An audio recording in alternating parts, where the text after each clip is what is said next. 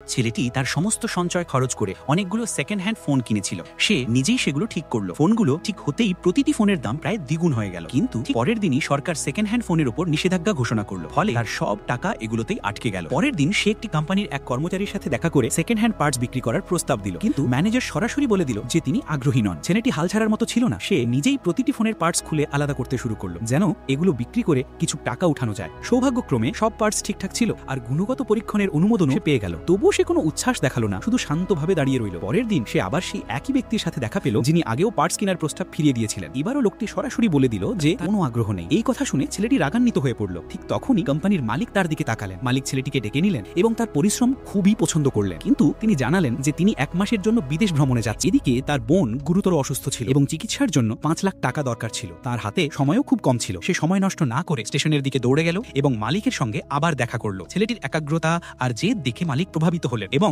শেষ পর্যন্ত চুক্তি মেনে নিলেন। তবে একটি শর্ত দিলেন, প্রতিটি ফোন থেকে সব পার্টস তাকে খুলে দিতে হবে। মালিক সব যন্ত্রাংশ কিনবেন, কিন্তু পেমেন্ট দেওয়া হবে মাল বুঝে পাওয়ার পর। ছেলেটি শর্ত মেনে নিল। সে তার স্কুটি বিক্রি করে যে টাকা পেল তা দিয়ে একটি ছোট স্টোর রুম ভাড়া নিল। আরো কিছু টাকা খরচ করে ইলেকট্রিক ফ্যান ঠিক করালো। এখন শুধু কর্মী দরকার ছিল। তার কাছে প্রচুর ফোন ছিল, কিন্তু দক্ষ কর্মী ছিল খুব ব্যয়বহুল। তাই সে সবচেয়ে সস্তা এবং অদক্ষ শ্রমিকদের জোগাড় করলো, যাদের কোনো অভিজ্ঞতা ছিল না। শুরুর দিকে কাজটি খুব কঠিন ছিল, কিন্তু সে ধৈর্য ধরে সবাইকে শিখিয়েছিল। কয়েক সপ্তাহের মধ্যেই তারা সবাই ফোনের পার্টস খুলে আলাদা করতে শিখে গেল। ঠিক তখন কিছু গুন্ডার খবর পেল যে তার কাছে কোটি টাকার মোবাইল পার্টস রয়েছে। তারা হামলা করলো, কিন্তু ছেলেটি এবং তার কর্মীরা হাল ছাড়লো না। তীব্র লড়াইয়ের পর তারা গুন্ডাদের পরাজিত করলো। অল্প কিছুদিনের মধ্যেই সব পার্টস বিক্রি হয়ে গেল। সবাই ভালোভাবে প্রতিষ্ঠিত হয়ে উঠল, আর সবচেয়ে গুরুত্বপূর্ণ, তার বোন পুরোপুরি সুস্থ হয়ে উঠেছিল।